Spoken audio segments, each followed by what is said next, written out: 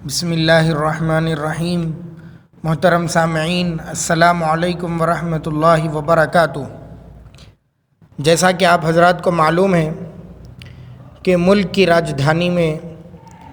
کسانوں کا دھرنا لگا ہوا ہے، وہ احتجاج کر رہے ہیں، کسان آندولن کر رہے ہیں، اور اس کی الگ الگ وجوہات بھی ہیں۔ عمومی طور پر 3 قوانین کی وجہ سے وہ بہت پریشان ہیں، جن کو واپس لینے کی وہ مانگ کر رہے ہیں۔ پہلا تو وہ قانون ہے جس کو ذخیرہ اندوزی کہا جاتا ہے، یعنی جمع خوری کھولو قانون۔ اس کا مطلب یہ ہے کہ بڑی بڑی کمپنیوں کو اور بڑے بڑے تاجروں کو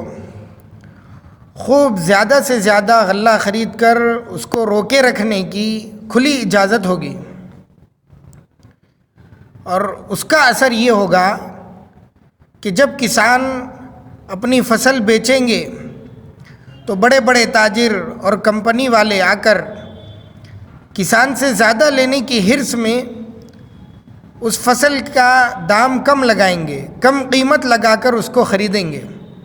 اور زیادہ سے زیادہ وہ غلہ اسٹاک کر روک کر کے رکھیں گے۔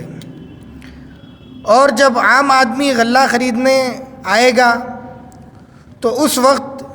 یہ تاجر اپنا اسٹاک کیا ہوا مال زیادہ دام میں بیچیں گے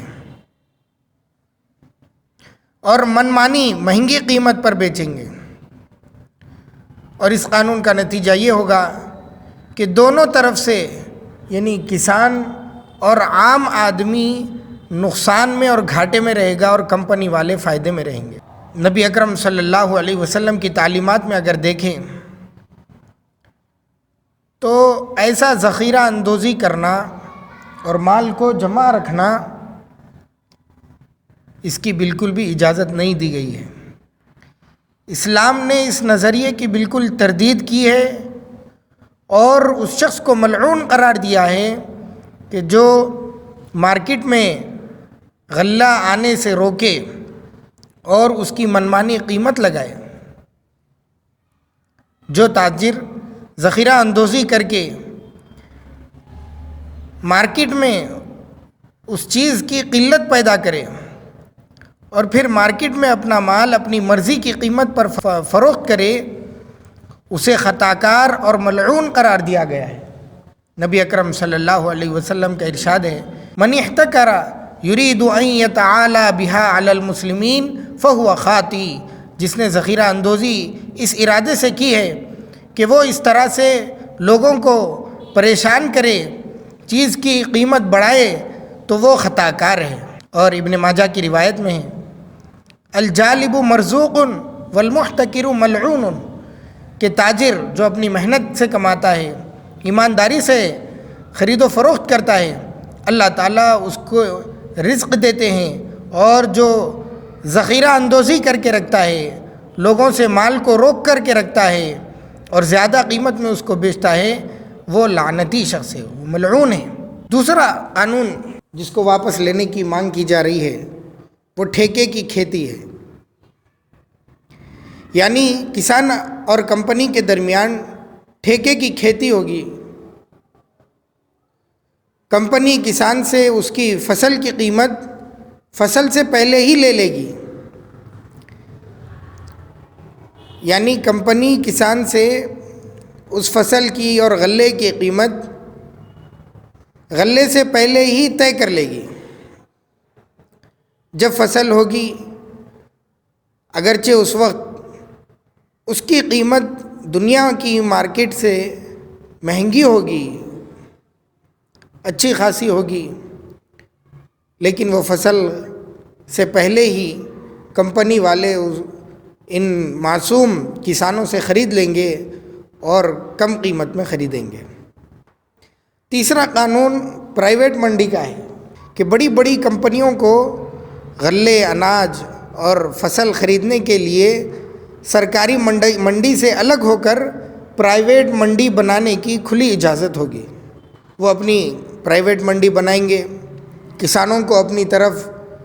کھینچنے کے لیے ان کو اچھے دام دیں گے شروع میں، اور پھر جب سارے کسان سرکاری منڈی سے کٹ کر ان کی پرائیویٹ منڈی میں آ جائیں گے، ان کے جھانسے میں پھنس جائیں گے، اب کسانوں سے کم قیمت میں لیں گے، اور کسان بھی اس وقت ان کا جواب نہیں دے سکے گا، وہ مجبور ہوگا اب سرکاری منڈی میں جانے سے تو رہے، اب بیچنا ہے تو انہی کو بیچو، اور یہ جو دام لے رہے ہیں وہ خاموشی سے لے لو۔ تو بہرحال کسان مخالف اس ظالم سرکار کے تینوں قانون کا خلاصہ یہ ہے کہ سرکار بڑے بڑے تاجروں کو کسانوں کا مالک اور کسانوں کو اپنی ہی کھیت پر نوکر اور ملازم بنا دینا چاہتی ہے، تاکہ وہ مالدار تاجر بڑے سے بڑا تاجر بن جائے اور زیادہ اس کے مال میں اضافہ ہو جائے، اور وہ روک کر رکھے، غریب کسان اور عام آدمی غربت کا ہی شکار رہے۔ اس سے زیادہ تفصیل تو آپ کو بھی معلوم ہوگی کہ ان کے کیا کیا منصوبے ہیں، ان کے گوڈاؤن جو ہیں وہ کتنے بڑے بڑے ہیں۔ تو بس جب ان کالے قانونوں کے بارے میں آپ کو معلوم ہو گیا تو آپ بھی ان کے ساتھ کھڑے ہو جائیں۔ اسلام ہمیشہ ظالم کے خلاف مظلوم کی حمایت کرتا ہے، مظلوم کی بھی مدد کرنا ہے، ظالم کی بھی مدد کرنا ہے۔ ظالم کی مدد اس طور پر کہ اس کے ہاتھ کو روکیں ظلم کرنے سے،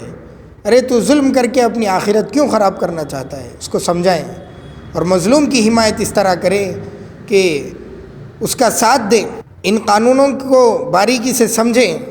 ان کے انجام سے باخبر ہوں تو ان کا ساتھ دینا چاہیے، خواہ ہم کسان ہوں یا ٹیچر ہوں یا استاد ہوں، دفتر والے ہوں، کیونکہ سب کو